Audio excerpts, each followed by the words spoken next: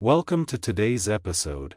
We'll be discussing the recent developments involving Nvidia and AMD, two leading semiconductor companies in the AI chip market.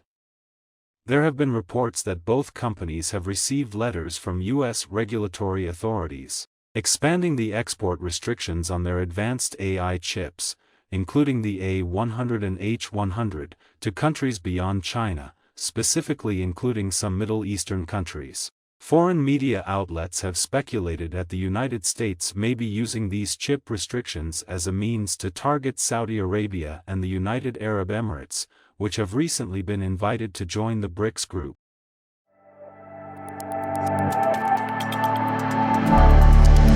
Hi. You are watching FOMO Cheetah. Last year in October, the United States implemented export restrictions on AI chips to China, citing national security concerns. This move prevented Nvidia and AMD from shipping their high-end AI chips to China, including the A100 and H100.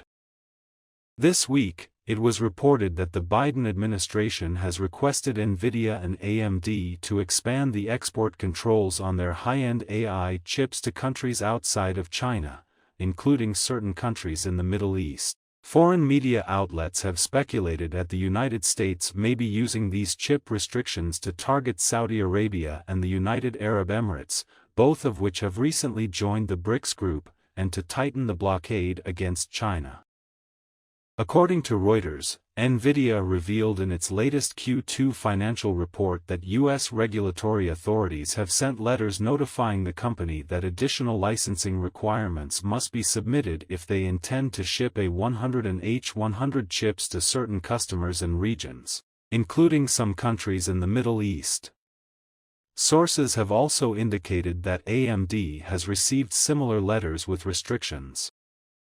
Nvidia estimates that the latest export controls will not have a direct substantial impact on its financial performance. The company is currently working with the U.S. government to resolve this issue. According to its Q2 financial report, Nvidia generates a significant portion of its $13.5 billion revenue from the United States, China, and Taiwan, with approximately 13.9% of its revenue coming from all other countries/regions combined. However, Nvidia has not disclosed detailed revenue information for the Middle East region. As of now, Nvidia has not explicitly stated which Middle Eastern countries are affected by the new export licensing requirements. However, The Telegraph speculates that the restrictions may include Saudi Arabia and the United Arab Emirates, both of which were formally invited to join the BRICS group on August 24.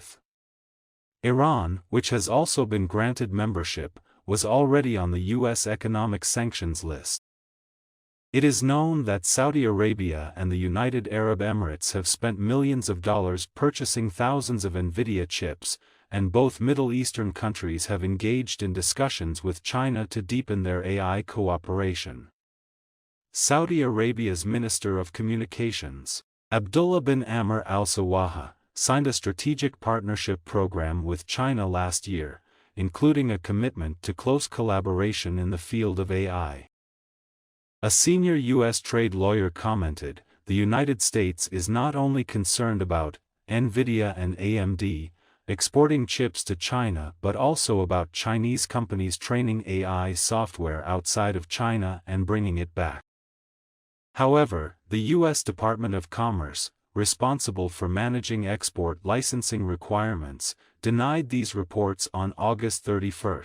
A spokesperson stated that the United States has not blocked the sale of chips to the Middle East and refused to comment on whether new requirements have been imposed on specific U.S. companies. Saudi Arabia and the United Arab Emirates are set to officially become BRICS countries early next year, contributing to the goal of de-dollarization.